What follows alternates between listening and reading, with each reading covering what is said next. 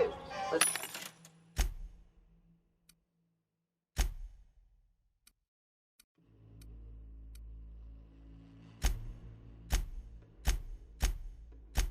start.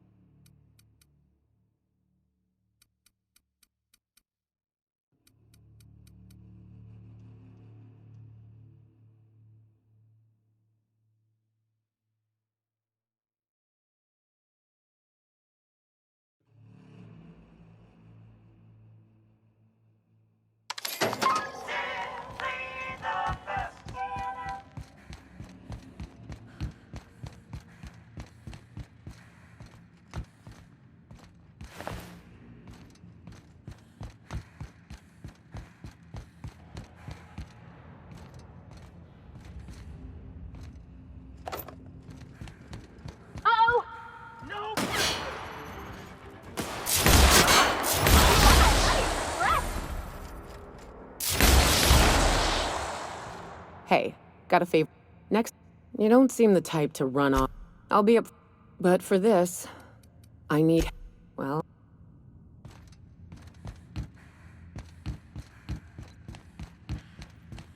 Here they come!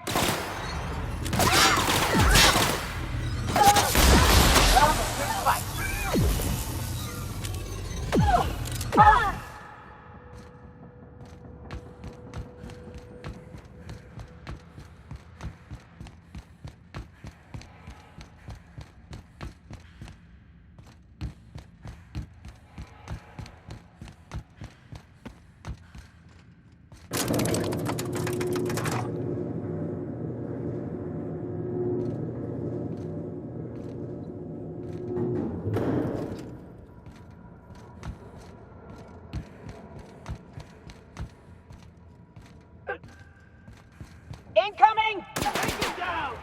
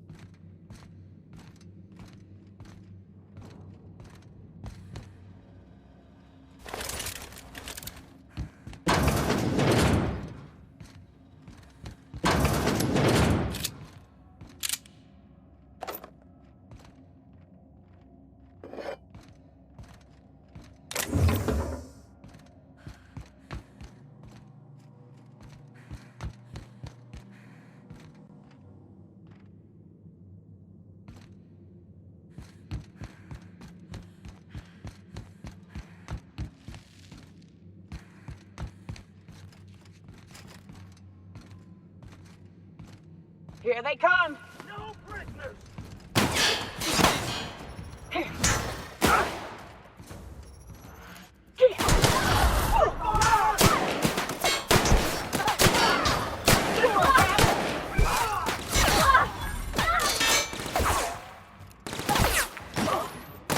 I'm reloading!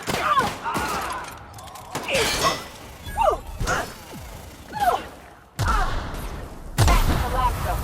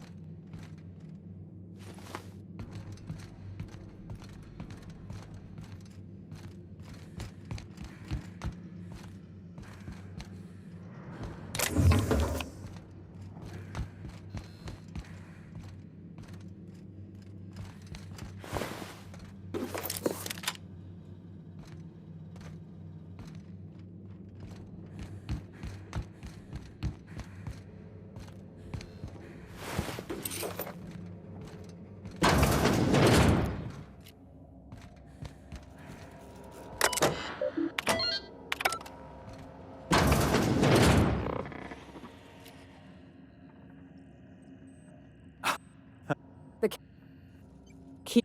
When you go off and get yourself it's a wonder what but that's between us. As far as my adore... I don't know.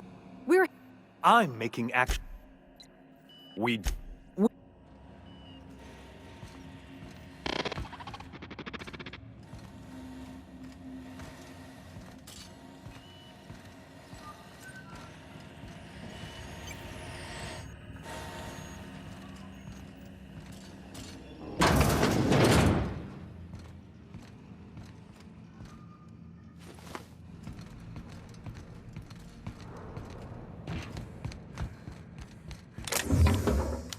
Incoming! Take him down! Woohoo! Nice work!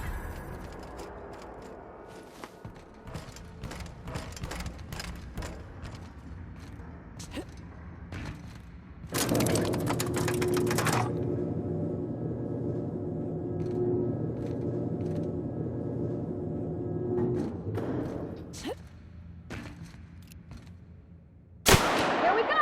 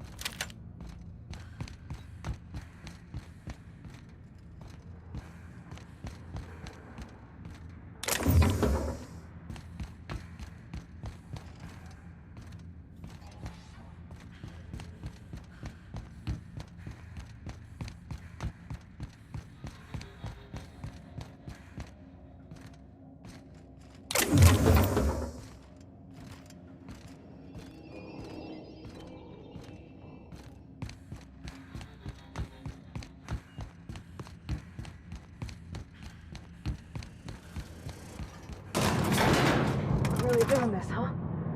Take a breath now, folks. Once we're up there, I suspect we ain't gonna have time to stop shooting.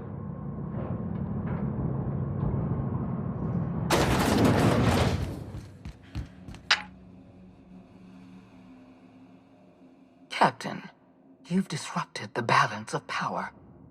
You've upset the natural order of things. Typical. I should have dealt with you a long time ago. You were old, leaving... I have Dr. Wells in my custody.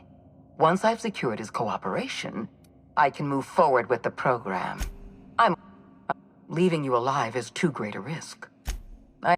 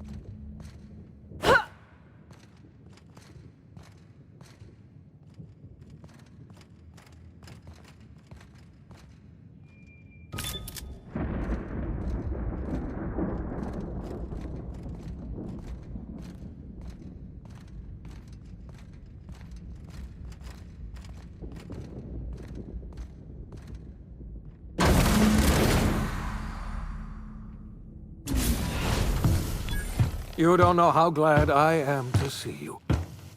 You did the right thing. And you and I,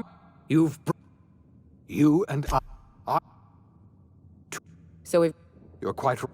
you mean I'm afraid we're in serious trouble, my friend. Do you know? Yeah, we must. We're going to need a leader.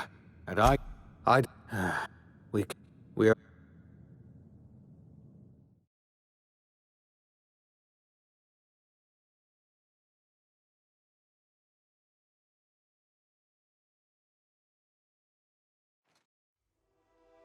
The OSI teaches that everything in the universe happens according to the grand plan.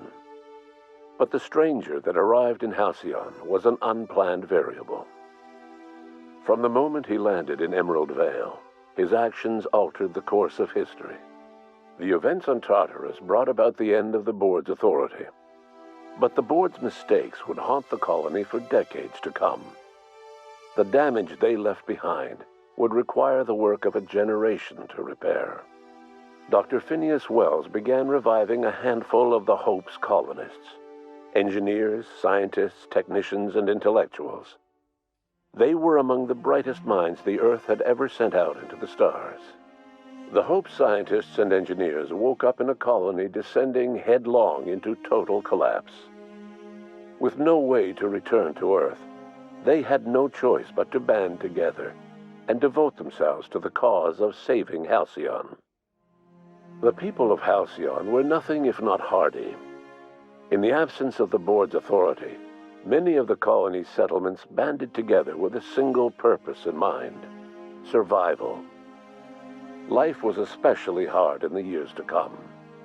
Some towns dissolved by attrition and starvation, but most of them found a way to carry on. In the years to come, Halcyon was forced to reckon with its newfound freedom. The board was gone, and for better or worse, the colony was responsible for its own destiny. Left leaderless, the people of Stellar Bay and Amber Heights were slowly but inevitably picked apart by the wildlife of Monarch. Left unchecked, the war on Monarch consumed both MSI and the Iconoclasts. And when the sulfur clouds settled, only stragglers from both factions remained. Some found their way to Sublight, some to Terra 2, and some lived their final years fighting for food in the wilderness. In the end, only the beasts remained. Adelaide McDevitt replaced Reed Thompson as the leader of Edgewater. She and her followers transformed Edgewater in their image. Anyone loyal to Reed was pressured into leaving town, and those who stayed behind adapted to her way of life. Adelaide transformed the old cannery into a new garden. The nearby Edgewater Cemetery provided a convenient source of fertilizer. As for Reed Thompson, it was said that he lasted exactly 2 days outside the walls of Edgewater. Years later, a marauder was found in possession of his hat. Under the leadership of Junlei Tennyson, the groundbreaker held firm against corporate influence. The ship's mechanical stability gave Junlei the time to educate a promising generation of engineers schooled in her family's traditions. The future of the groundbreaker looks promising. The rediscovery of the Hope and the abandonment of the lifetime employment program forced Byzantium to come to terms with some uncomfortable realities about the state of Halcyon. While Byzantines were reluctant to surrender the luxuries they'd grown accustomed to, the board's diminished authority gave them little choice in the matter. Nearly everyone had to learn to make do with less. Some even had to get jobs. It was a dark time indeed. Though Parvati eventually grew comfortable aboard the Unreliable, she never quite came out of her shell. She seemed to prefer the company of Ada to the crew, and she could often be found neck-deep in cables and grease, telling Ada funny stories from her childhood. While the colony fell into chaos, she found an island of relative peace with Ada, and they formed an unusual bond. She decided to remain aboard the Unreliable permanently as its chief and sole engineer. As hard as she tried to drink them away, Nyoka's memories eventually overcame her. Traveling with the crew served as a constant reminder of the family she'd lost, and so she eventually returned to Monarch to get back to what she found most comfortable: the deep end of a bottle and the far end of a trail. Few have seen her since, but travelers often swear they hear her and her machine gun in the night, screaming swears and spitting bullets. Before his untimely death, Captain Alex Hawthorne had plans to restore and modify, for combat purposes, a sanitation and maintenance automechanical that he'd found in a state of disrepair in Emerald Vale's scrapyard. That unit remains broken down and forgotten in the unreliable supply closet to this day. As for Dr. Phineas Wells, he spent his remaining years in his orbital lab. Though he was always haunted by the failures of his past, he was determined to make things right by building toward the future. Dr. Wells was able to revive many more scientists and engineers than he first expected, thanks to the additional batch of chemicals you stole from the Ministry. Wells never forgot about the human lives that were lost in acquiring these chemicals. The revival project was hard and painful work, but in the end, despite limited resources, over half the Hope's colonists were successfully revived. Even after Wells passed away, the Hope scientists and engineers worked night and day to pull Halcyon from the brink of collapse. Their efforts continue to this day, which may be reason enough for optimism. Dr. Wells laid the groundwork for the project to save the colony, but he would never live to see the fruits of his labor. He passed away a few years later. His work was carried on by the scientists and engineers he revived. Life will never be the same in Halcyon. It is widely agreed that the colony has a chance of stabilizing within a generation, owing to the hard work and determination of the surviving colonists. Recovery is a distant goal, and the path is long and uncertain. But the people of Halcyon carry on, determined as ever. And what about you, the unplanned variable in the history of Halcyon? You brought an end to the chaos on Tartarus, and left Dr. Wells to his own devices. The affairs of the colony never distracted you from living out your own dreams, to captain a ship, to sail the ether, and to earn a reputation as the greatest spacer Halcyon ever had. No one knows what's happened to Earth, and no one knows what the future has in store for Halcyon. All we know for certain is this: the name of the Unreliable and that of its intrepid captain will remain the subject of countless stories for years to come.